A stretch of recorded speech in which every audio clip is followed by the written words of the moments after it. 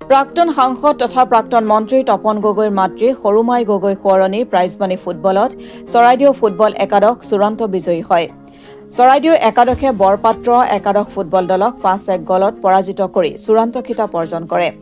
চৰাইদেউ জিলা ক্ৰীড়া সন্থাৰ তত্বাৱধানত পুবেৰুণ যুৱ সংঘ আৰু নৱবিকাশ যুৱ সংঘৰ উদ্যোগত বৰবৰুৱা খাট ভেচেলি পথাৰ মুক্তাবাৰী লাউজানবাসী ৰাইজৰ সহযোগত বৰবৰুৱা খাট ৰাজহুৱা খেলপথাৰত প্ৰাক্তন সাংসদ তপন কুমাৰ গগৈৰ মাতৃ প্ৰয়াত সৰুমাই গগৈৰ সোঁৱৰণীত যোৱা 19 নৱেম্বৰৰ পৰা অনুষ্ঠিত প্ৰাইজমানি আৰু ট্ৰফি ফুটবল প্ৰতিযোগিতাৰ আজি অনুষ্ঠিত চূড়ান্ত খেলত চৰাইদেউ ফুটবল একাদশে SGBFC বৰপাত্ৰ দলক 5-1 গলৰ ব্যৱধানত পৰাজিত কৰি চূড়ান্ত বিজয়ী হয়।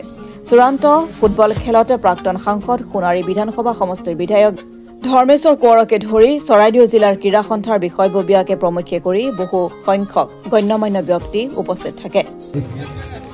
দ্বিতীয় বৰ্ষৰ প্ৰাইজমানি ফুটবল প্ৰতিযোগিতাৰ চূড়ান্ত খেলখনত ইয়াত উপস্থিত থকা অতি শ্ৰদ্ধাৰ সন্মানীয় ক্ৰীড়া সংগঠকসকল, বিশিষ্ট ব্যক্তিসকল, খেল পৰিচালকসকল, দুটি দলৰ খেলুৱৈসকল আৰু আমাৰ পৰিয়ালবৰ্গ, সন্মানীয় উপস্থিত ৰাইজ, মই আপোনালোক সকলোলৈকে আন্তৰিক শ্ৰদ্ধা নিবেদিছোঁ।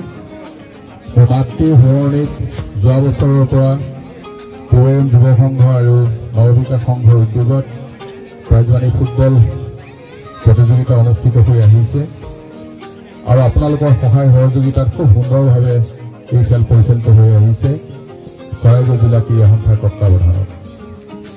আজি দুটি দলৰ খেলুৱৈ ফৰকাল বতৰত খুব সুন্দৰ খেল আমাৰ আগত পৰিৱেশন কৰিব বিশ্বাসটো ৰাখিছোঁ।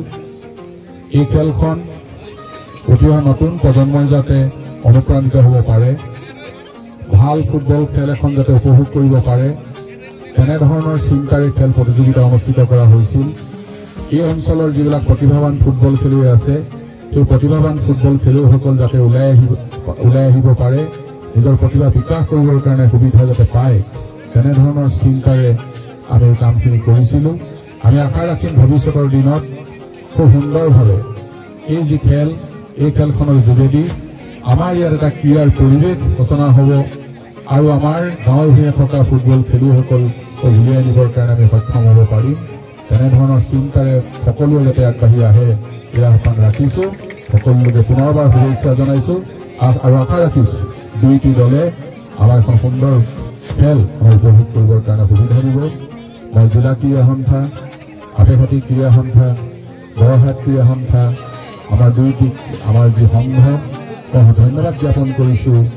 এই গাঁৱৰ আমাৰ যুৱক যুৱতীসকল, গাঁৱৰ ৰাইজ, মই সকলোকে ধন্যবাদ জ্ঞাপন কৰিছোঁ যে এইকেইটা দিন তেওঁলোকে খুব সুন্দৰভাৱে ৰাইজক আপ্যায়ন কৰাৰ লগতে এই খেল পৰিচালনা কৰাৰ ক্ষেত্ৰত যিখিনি কষ্ট কৰিছে তাৰ বাবে মই গাঁৱৰ ৰাইজকে বিশেষভাৱে ধন্যবাদ জ্ঞাপন কৰি মোৰ দুআষাৰ